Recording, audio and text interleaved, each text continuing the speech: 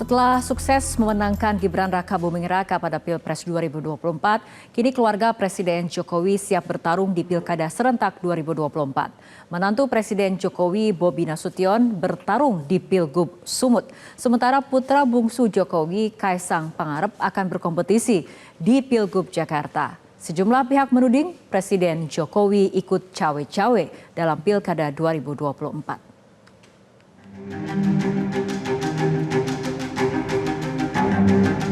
Seperti diprediksi banyak pihak, keluarga Presiden Joko Widodo masuk bursa pada pemilihan kepala daerah serentak tahun 2024. Satu anggota keluarga Jokowi, yakni menantu Presiden Jokowi, Bobi Nasution, sudah mendapat rekomendasi dari Partai Golkar untuk maju sebagai bakal calon gubernur Sumatera Utara.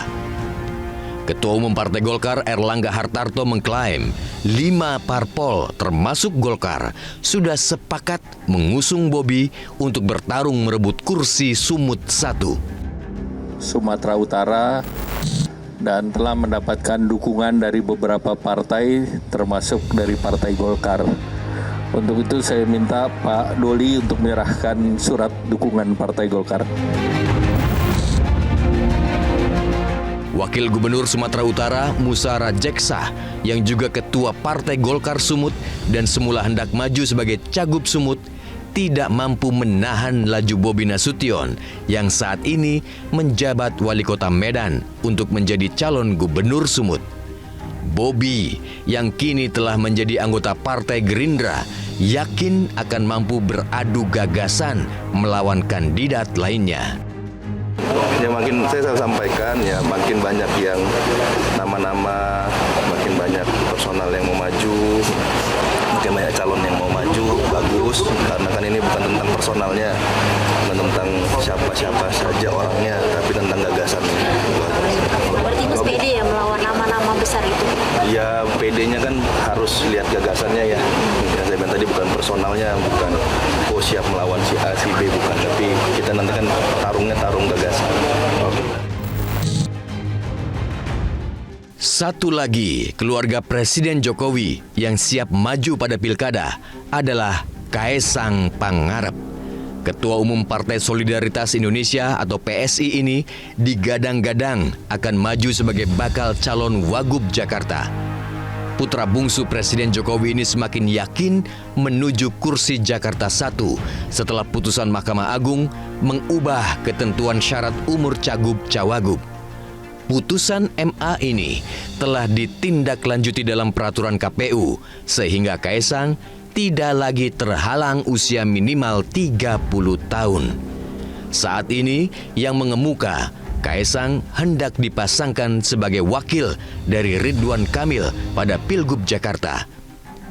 Meski Kaisang sendiri pernah menyatakan tidak masalah dipasangkan dengan siapa saja. Kalau itu kan komunikasinya sekarang masih di tingkat provinsi ya, di teman-teman DPW ya.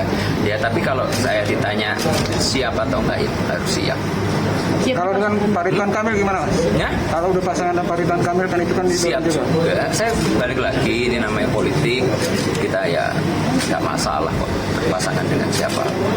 Mas, tapi kan Projo ini udah tegas bahwa akan mendukung Pak Ridwan Kamil dimanapun gitu, dan tidak akan mendukung Mas Anies gitu istilahnya. Nah ini Mas Kaisang jika berpasangan dengan Mas Anies nggak takut kehilangan gitu dari suara-suara yang selama ini kan Projo ini juga ya itu balik lagi, itu kan dari teman-teman Projo yang nggak masalah, mereka kan punya pandangan politik yang berbeda, kan nggak masalah. Mas Emma kalau mau sama Pak Anies diizinin Pak Jokowi?